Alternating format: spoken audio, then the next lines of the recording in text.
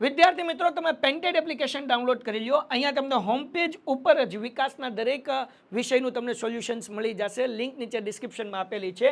અને તમારા માટે ખાસ અમે લોન્ચ કરી રહ્યા છીએ રેપિડ રિવિઝન બેચ, જેની અંદર ગણિત, વિજ્ઞાન, સમાજ, ઇંગ્લિશ આખું રિવાઇઝ કરાવશું કે જેથી એક મહિનામાં તમને સરસ મજાનું રિઝલ્ટ ફાઇનલ એક્ઝામમાં લઈ આવો. અને સાથે માર્ચ મહિનામાં આપણે લોન્ચ કરવાનું છીએ પેપર સોલ્યુશન બેચ. તો હમણાં જ એપ્લિકેશન ડાઉનલોડ કરો. લિંક નીચે ડિસ્ક્રિપ્શનમાં છે. ચેનલ સબસ્ક્રાઇબ કરો.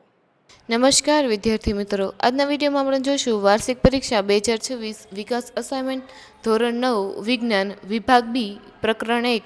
નીચેના પ્રશ્નના મહત્તમ શબ્દોની મર્યાદા ઉત્તર લખો.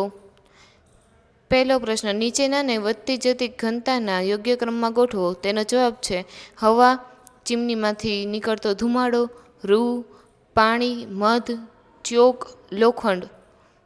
બીજો પ્રશ્ન, ગલનબિંદુ એટલે શું? બરફનું ગલનબિંદુ જણાવો. તેનો જવાબ છે ગલન દ્રવ્યની ઘન અવસ્થામાંથી પ્રવાહી અવસ્થામાં રૂપાંતરની પ્રક્રિયાને ગલન કહે છે.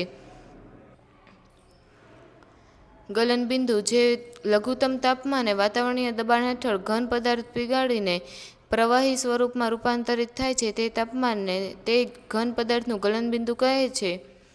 કોઈપણ ઘન પદાર્થનું ગલનબિંદુ તેમાં રહેલા કણો વચ્ચેના આકર્ષણ બળની પ્રબળતા દર્શાવે છે. બરફનું ગલનબિંદુ 273.15 K છે. ત્રીજો સવાલ, ઘન CO2 ને સૂકો બરફ શા માટે કહેવામાં આવે છે? તેનો જવાબ છે જો વાતાવરણીય દબાણ 1 વાતાવરણ હોય તો ઘન CO2 પ્રવાહી અવસ્થામાં આવ્યા વિના સીધો જ વાયુ અવસ્થામાં પરિવર્તિત થઈ જાય છે. તે જ કારણે ઘન CO2 ને સૂકો બરફ કહે છે. ત્યારબાદ ચોથો પ્રશ્ન, ગરમ તેમજ સૂકા દિવસોમાં રણ વધુ ઠંડક ધરાવે છે શા માટે? તેનો જવાબ છે ગરમ તેમજ સૂકા દિવસોમાં બાષ્પીભવનનો દર વધુ હોવાથી રણ વધુ ઠંડક ધરાવે છે.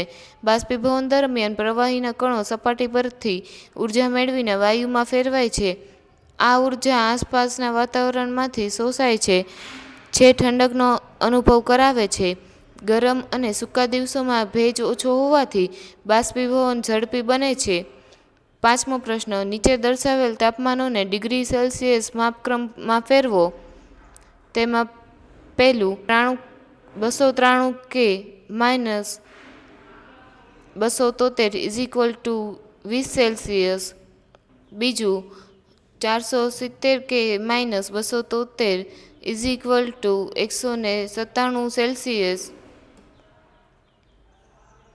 છઠ્ઠો પ્રશ્ન, નીચેના પદાર્થો પૈકી ઉધર્વપાતન પામતા પદાર્થો અલગ કરો.